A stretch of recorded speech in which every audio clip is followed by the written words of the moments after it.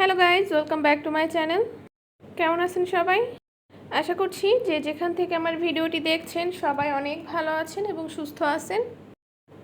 আজ আমি আপনাদের সাথে শেয়ার করব কয়েকটি কিচেনের খুঁটিনাটি টিপস, যেগুলো আমাদের দৈনন্দিন পথ চলতে নানান সময় নানানভাবে কাজে লাগে। সুতরাং আপনি যদি এগুলো আপনার লিস্টে রেখে দেন, মানে এই টিপসগুলো যদি আপনি জেনে রাখেন, তাহলে একজন স্মার্ট গৃহিণী হিসাবে আপনি পরিচয় পাবেন এবং লাইফের কোনো না কোনো সময় এই টিপসগুলো কিন্তু অবশ্যই আপনার দরকার পড়বে। টিপস নাম্বার 1, বাজার থেকে চা পাতা কিনে আনার পর আমরা কিন্তু চা পাতা দিয়ে চা বানিয়ে থাকি, কিন্তু মাঝে মাঝে দেখা যায় যে চা পাতার নিচে যতই আমরা চা সেকে কাপে ঢালি না কেন, নিচের দিকে কিন্তু একটু চা পাতা থেকেই যায় গুঁড়া গুঁড়া মতন, যেটা দেখতে একদমই ভালো লাগে না এবং এর জন্য কিন্তু চায়ের রঙটাও একটু খারাপ হয়ে যায় পরবর্তীতে।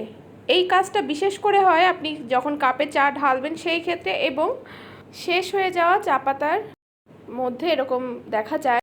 তো কি করলে এটা থেকে মুক্তি পাওয়া যায় তারই একটা ছোট্ট টিপস আপনাদের সাথে শেয়ার করব। বাজার থেকে চা পাতা কিনে আনার পরে যদি আপনারা এইভাবে করে চা পাতাটা সেকে নেন, তাহলে কিন্তু শেষের দিকে ওই প্রবলেমটা আপনাদের আর ফেস করতে হবে না। দেখুন এখানে চা পাতাটা আমি সেকে নিচ্ছি, আর কতটা গুঁড়া গুঁড়া চা পাতা পড়ছে এর থেকে কিন্তু বোঝা যাচ্ছে যখন আমরা চা তৈরি করি তখন কিন্তু এই গুঁড়াটা পুরাটাই চায়ের মধ্যে চলে যায়, যেটা সেকে নেওয়ার পরেও কিন্তু চায়ের ভিতরে তৈরি করা চায়ের মধ্যে থেকেই যায়। সুতরাং এর থেকে কিন্তু আমরা বুঝতে পারছি যে চায়ের রঙটা এদিক ওদিক হয়ে যায়। তো এইভাবে করে যদি আপনারা চা পাতাটা সেকে নেন, তাহলে কিন্তু পরবর্তীতে চা তৈরি করার সময় এরকম আর কোনো প্রবলেম আপনাদের ফেস করতে হবে না।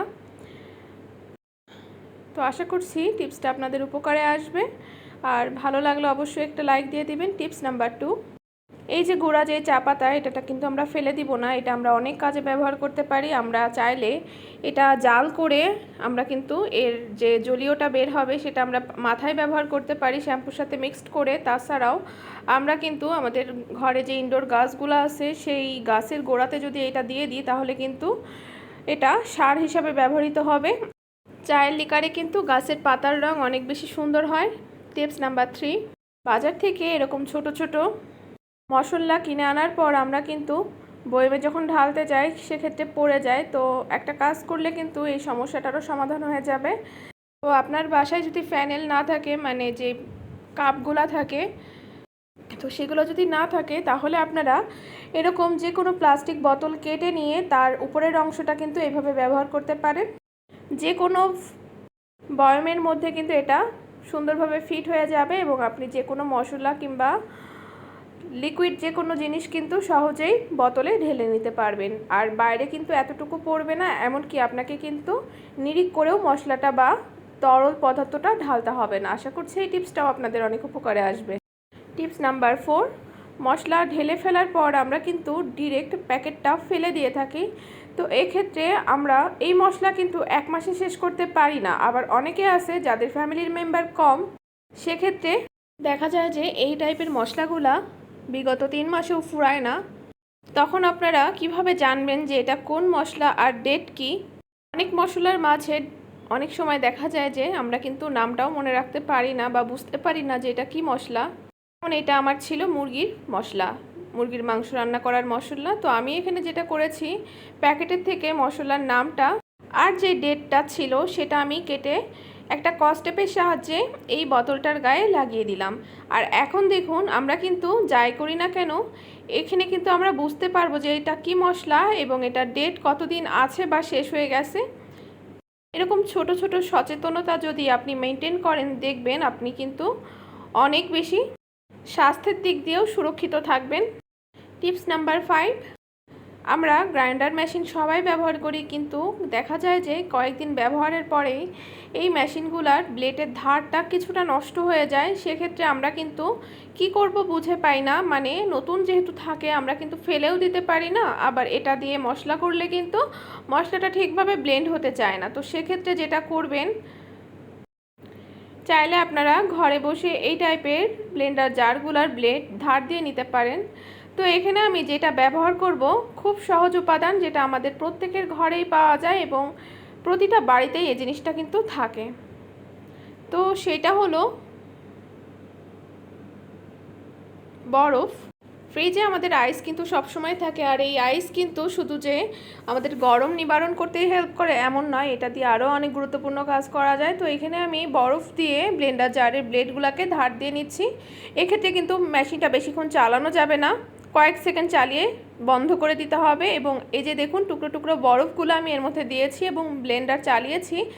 এগুলো যেহেতু একটু শক্ত হয়, তাই এগুলো যখন ব্লেড দিয়ে কাটে তখন কিন্তু অটোমেটিক্যালি ব্লেডের ধারটা চলে আসে। তো এইভাবে কিন্তু আপনারা ঘরে বসে আপনার ব্লেন্ডার জারের ব্লেডটা ধার দিয়ে নিতে পারেন, খুব সহজ উপায়। টিপস নাম্বার 6, বাজার থেকে আলু কিনে আনার পর দেখা যায় কিছু কিছু আলুতে এই টাইপের প্রবলেমগুলো থেকে থাকে, মানে উপর থেকে তো তাদের বোঝা যায় না, এত সুন্দর চেহারা থাকে তাদের, কিন্তু ভেতরে কাটার পর দেখা যায় এরকম একটু ভেতরে কালো কালো দেখা যায়। তো সেক্ষেত্রে আমরা তো এটা ফেলে দেব না, এমনকি রূপচর্চার কাজেও কিন্তু আমরা এই টাইপের আলুগুলো ব্যবহার করি না। তো সেক্ষেত্রে আপনারা কি করবেন, ডিরেক্ট ফেলে না দিয়ে এই ফেলে দেওয়া উপকরণ দিয়ে কিন্তু আপনার সংসারের অনেক বড় একটা কাজ করে নিতে পারেন। আর এরকম কাজ আমরা কিন্তু অনেক টাকা দিয়েও পাবো না। তো দেখুন আমাদের বেসিংয়ের আয়নাটা আমরা যখন প্রতিনিয়ত মুখ চোখ ধুই তখন কিন্তু এটা অটোমেটিক্যালি অনেক বেশি আয়রনের দাগ পড়ে যায়, যেটা আমরা অনেক ঘষা মাজা করেও হারপিক বাদে শুধু ঘষা মাজা করে কিন্তু উঠতে চায় না। তো আপনারা বাড়িতে যদি এরকম আলু এনে থাকে আর তার মধ্যে যদি এরকম কালো হয়ে থাকে, তো সেক্ষেত্রে এই টাইপের আলুগুলা কিন্তু এই কাজে ব্যবহার করতে পারেন। দেখুন এই আলুটা আমি যে আয়নাতে ঘষছি কতটা সহজে এই যে আয়রনের দাগগুলা সেগুলো কিন্তু উঠে যাচ্ছে।